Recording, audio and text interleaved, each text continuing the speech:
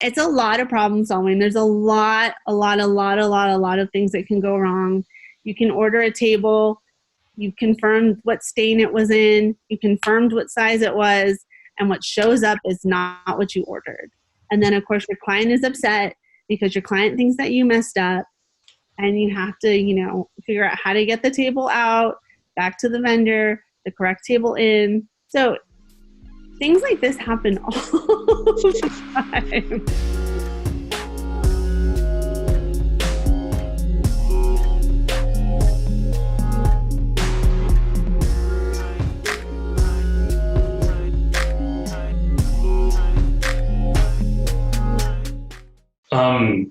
You talk a lot about trust and communications. Have there ever been, because I think you went over some examples, but have there ever been times when you kind of like struggled with clients, or they've given you like a considerable amount of pushback? Oh yeah. It still happens today. Not as much. You know, I think in the beginning I struggled quite a bit because I had never had the benefit of working inside of a firm. And so I learned a lot of things the hard way. You know, I learned a lot of things that I had to add to my contract. I learned how to properly price things.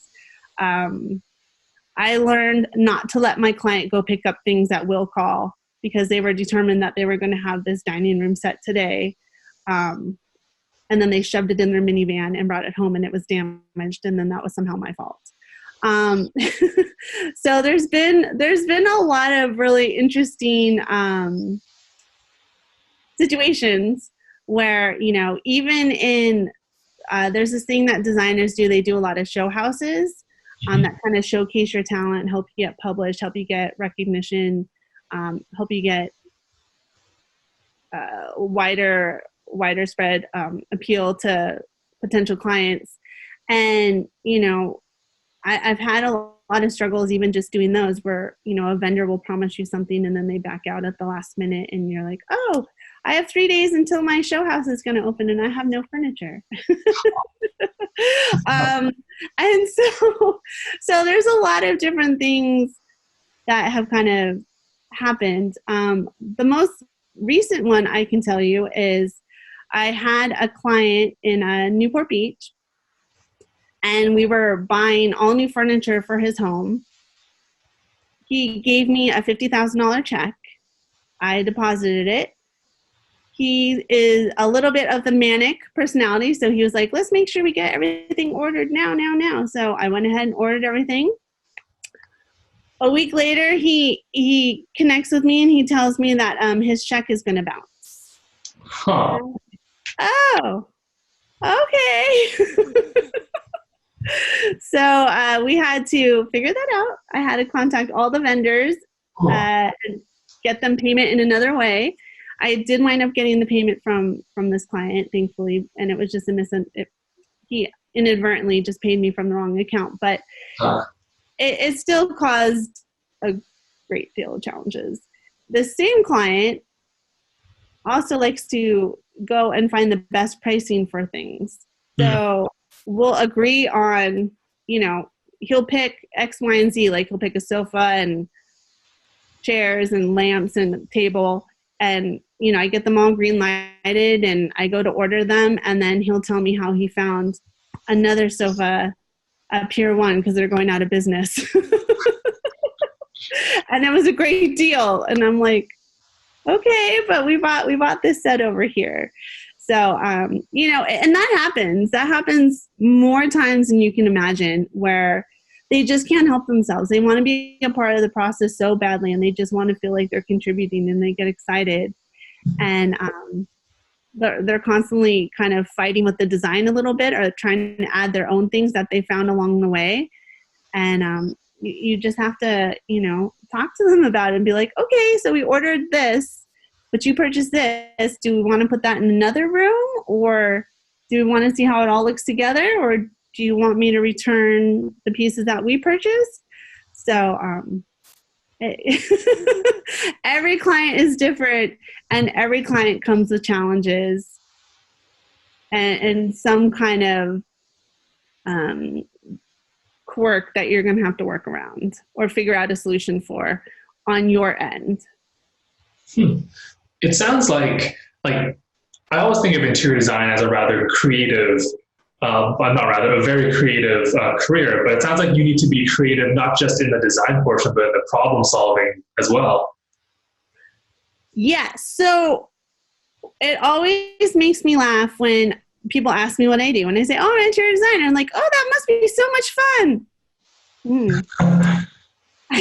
Yes, it is fun, but really what people don't understand is that being an interior designer is really 10% in design and 90% problem solving.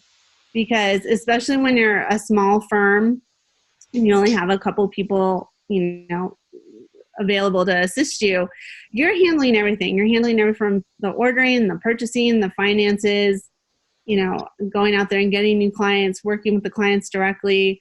A lot of the clients don't have boundaries. So I had one client calling me on Thanksgiving. Oh. I had to politely, and he got upset that I wasn't answering the phone. And I had to finally politely tell him, like, "I'm so sorry, I don't work on holidays. Like, I can talk to you tomorrow. We can make an appointment. I can meet with you." So a lot of people just don't understand. I think, it's a creative field, it's a creative industry, but like anything else, like we're a profession. We have maybe not traditional office hours, especially when you have installs, but please don't call me at 9 p.m. on a Sunday, because I don't appreciate that. Unless it's an absolute emergency, then that's obviously different. But yeah, it's a lot of problem solving. There's a lot of things that can go wrong. You can order a table, you confirmed what stain it was in, you confirmed what size it was, and what shows up is not what you ordered. And then of course your client is upset because your client thinks that you messed up, and you have to, figure out how to get the table out, back to the vendor, the correct table in. So things like this happen all the time. Or it could be a tile installation in the bathroom and you gave the contractor a map of how exactly to install the tile. And you come back 2 hours later and he did it his own way. Oof. And you have to say, "Take it down. That's not how I instructed you to do it." And then they want you to pay for it, right? They have to spend more of their labor hours to redo it. And then you have to negotiate with them, like, "I gave you a map. I told you how to do it. That's not what you did. This is on you. I need you to redo it correctly. My client is expecting this." So it's, like I said, 90% problem solving and 10% design.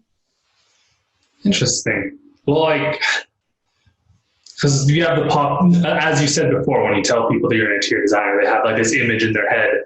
But no, the reality is problem solver. Would you say that the ability to be flexible and like roll with the punches would be like the most important quality of a interior designer then? Yes. And you learn that the people who have been in this business for a long time or who continue to have success in this business, that's probably the number one characteristic that they possess is, you can't get mad, you can't rant and rave. I mean, maybe behind closed doors at night by yourself, but but in front of your client or with vendors, you just have to be really calm. And even if they're telling you something that you don't like, you just have to take in the information and be like, "Okay, how can we figure this out? How can we make this beneficial for both of us?" Because if you're ranting and raving at the vendor, they're not going to want to work with you. They're not going to want to help you. Right. You don't want to be labeled as difficult, because the design community is small, and everybody, even nationwide, there's only so many vendors, there's only so many designers, there's only so many organizations. We see each other. We see each other at trade shows. We see each other at markets. So you don't want to be known or labeled as the difficult one or the one that nobody wants to work with. So you have to kind of maintain what I call a design face at all times, and if you have to take on a different personality, maybe that's what you have to do. But, you just have to present yourself always in a professional and calm way, because there's always going to be an issue that arises. And if you melt down, nobody's going to want to help you. And that's really what's the most important, is being able to know that you have resources that can help you when things are going south. You know, that, oh, I can call this person and I know that they'll help me out with XYZ. Or, oh, I need to get this 11 by 14 rug that my client absolutely hates back to the vendor. I know I can call, Bring Pro, which is a great delivery service. I can call them and they'll help me out and they'll pick it up today, if my client is freaking out. So it's really important to really maintain those connections and those relationships with those different entities, so that, like I said, when you're kind of a one-man show or a small team, you have other people that you can rely on to help you.